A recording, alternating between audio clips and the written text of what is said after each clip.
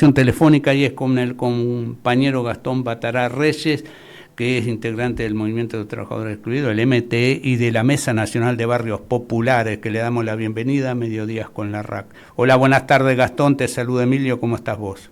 Hola Emilio, un saludo para vos, para todos los oyentes y para todos los compañeros.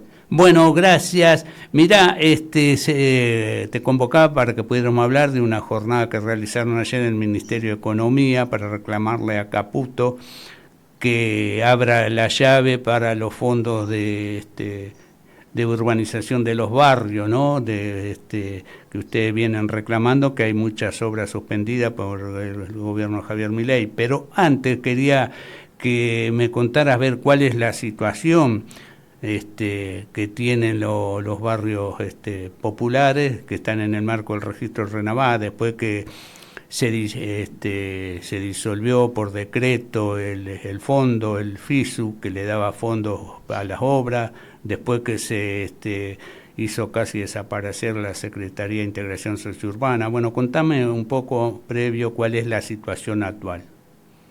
Bien, bueno, nosotros venimos desde diciembre del 2023, apenas asumido este gobierno, con un ataque bien claro hacia los más humildes de la patria y no somos la excepción. En este caso, la política de integración sociourbana generada por los movimientos sociales, por las organizaciones barriales y territoriales, hemos sufrido, en primer lugar, la demonización de la política más importante y de consenso que se llevó en el último tiempo, como son las obras de integración sociourbana, el certificado de vivienda, el freno a los desalojos, las expropiaciones de tierras en donde ya efectivamente vivían familias, ¿sí?, para poder llegar a la regularización dominial. Todo eso intentó ser frenado, así como el Fondo de Integración Sociourbana, que también viene de esa lucha que llevaron los barrios a lo largo de la historia, el legado de Mujica.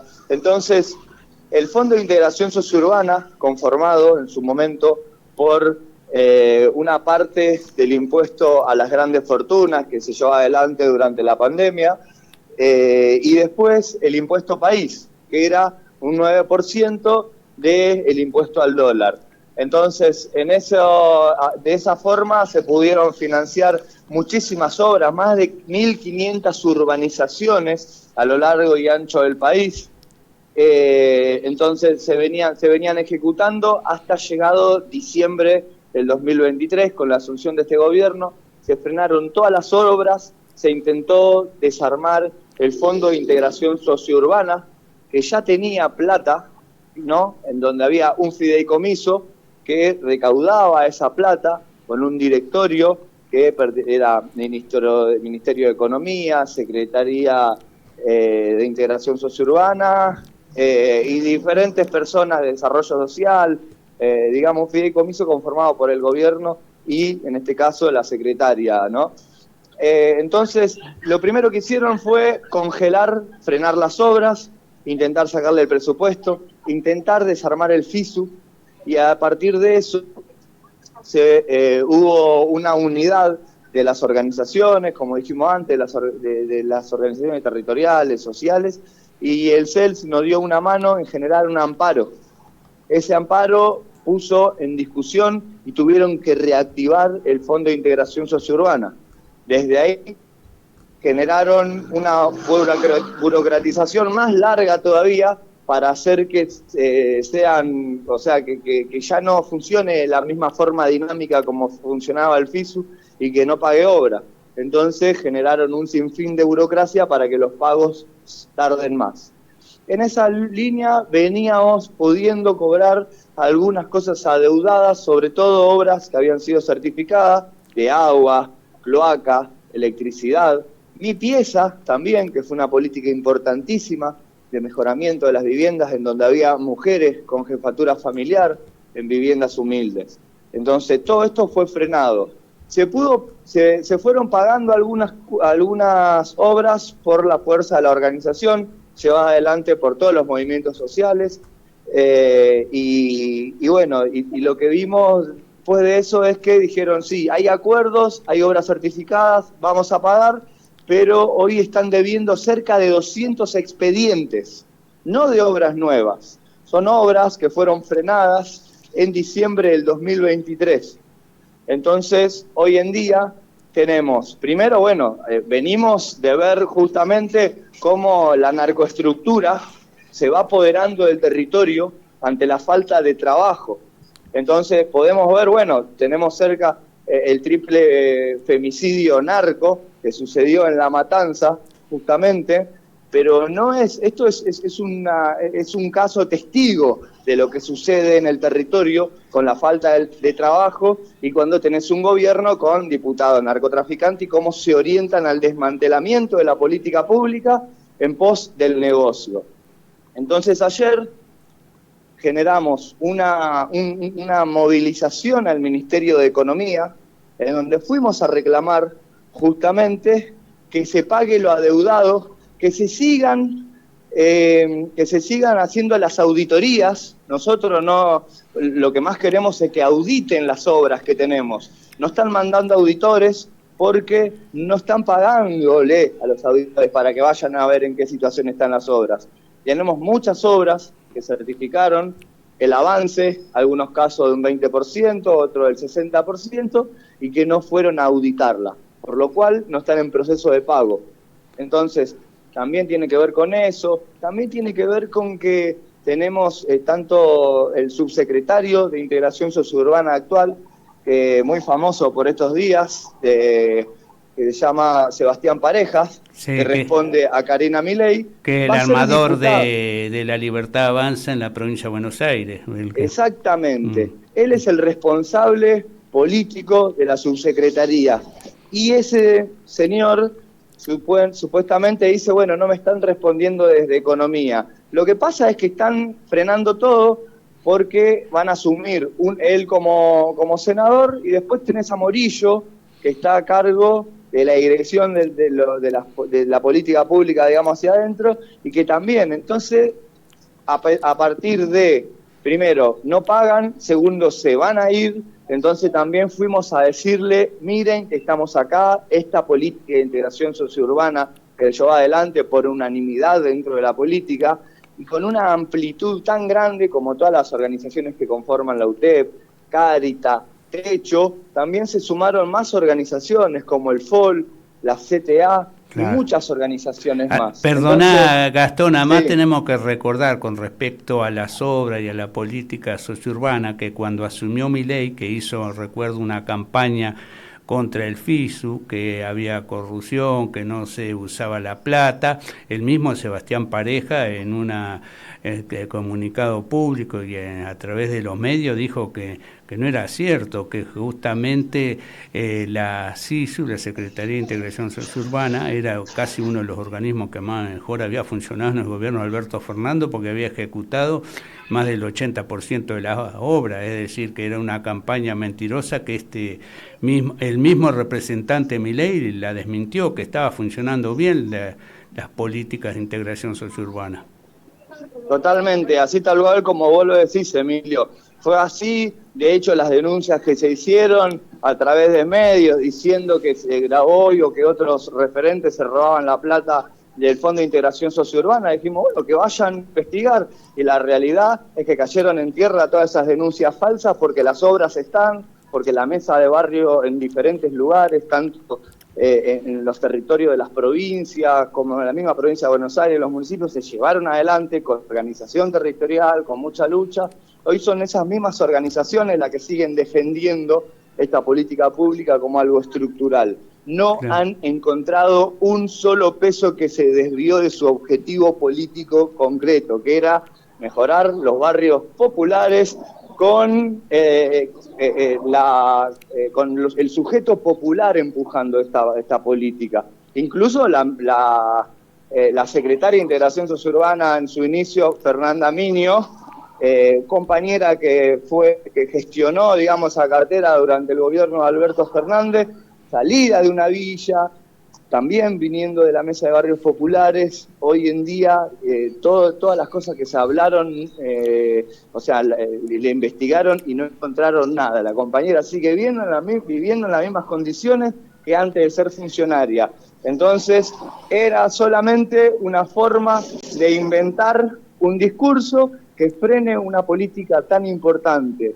Y ya esto ya te lo digo a término personal, estuvimos con los compañeros que llevamos adelante la mesa de barrios populares de Matanza, que también tuvimos un encuentro de barrios hace pocos días, que también, bueno, ahí están diferentes compañeros, Hernán de la CCC, también un gran compañero con el que venimos luchando mucho ahí, los compañeros de Barrio ahí. de Pie. Quería preguntarte algo, Gastón, ¿qué hace la Secretaría actualmente? Ustedes están, la CISUS, que está, depende del Ministerio de Economía, ¿no? El que tiene el control Luis Caputo, no como antes, que estaba en ámbito del Ministerio de Desarrollo Social, hoy sería Capital Humano, dentro de las políticas sociales. Pero porque ustedes reclaman el pago de las obras atrasadas o la continuidad que se terminen las obras, pero ¿qué está haciendo? ¿Qué hace? Porque está el tema de si se censan los barrios, se incorporan más barrios al RENAVAP. Sí, eso es una demanda que estamos teniendo. La realidad que la degradada a subsecretaría, ya no es la secretaría, sino que es una subsecretaría que depende de obras públicas, que a su vez obras públicas depende del Ministerio de Economía.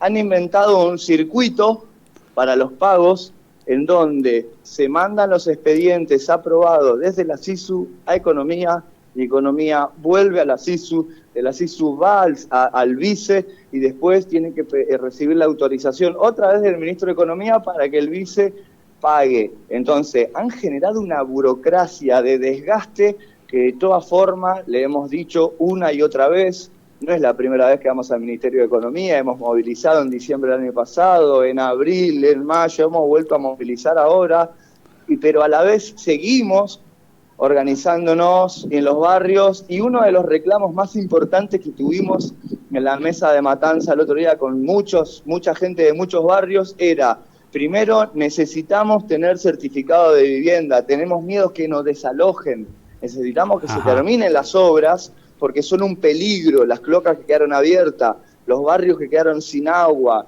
y todas esas situaciones, digamos, de peligrosidad que dejaron los territorios, se tienen que hacer cargo. Tienen la responsabilidad política de hacerlo, y lo tienen que hacer, porque no vamos a retroceder ni un paso atrás. Ahora, escúchame. Y las organizaciones estamos en esa. Ayer, en esta movilización que hicieron el Ministerio de Economía, la mesa de barrios populares, ¿tuvieron alguna respuesta? ¿Lograron una entrevista? ¿Pudieron entregar un petitorio?